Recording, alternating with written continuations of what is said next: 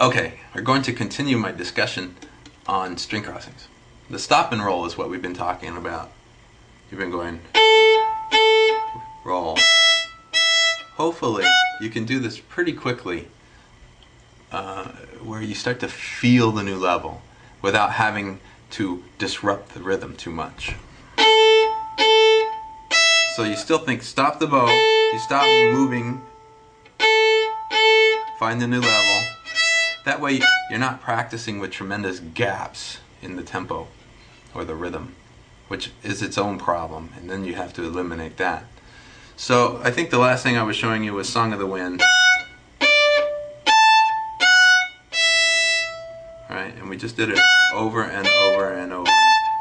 What you'll find as you start to do it more and more and a little more quickly, and I recommend using a metronome, or if you're a parent working with a young student, maybe clapping your hands, dum, bum, bum, then you might increase the speed just a little bit so that you're forcing them to go a little bit faster. Now remember, they're using small bows, or you as a student are using small bows.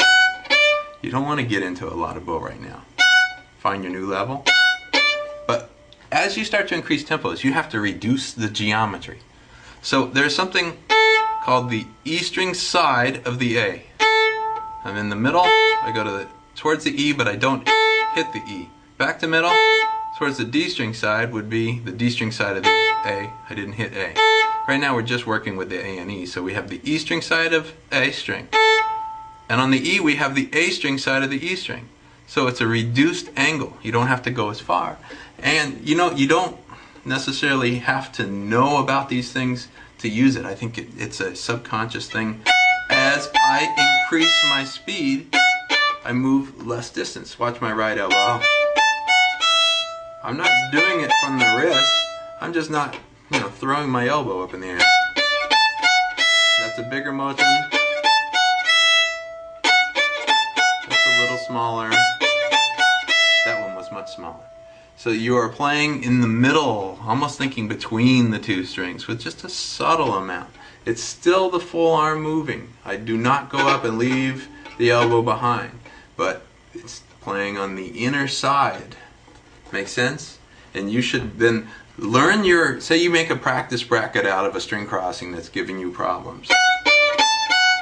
You get to where you can play it at the tempo of the piece.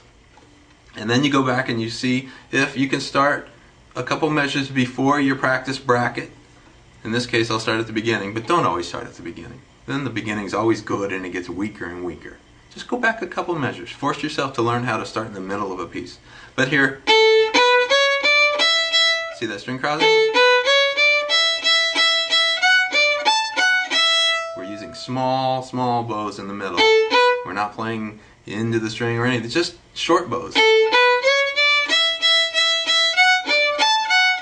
Understand? So you're reducing the geometry.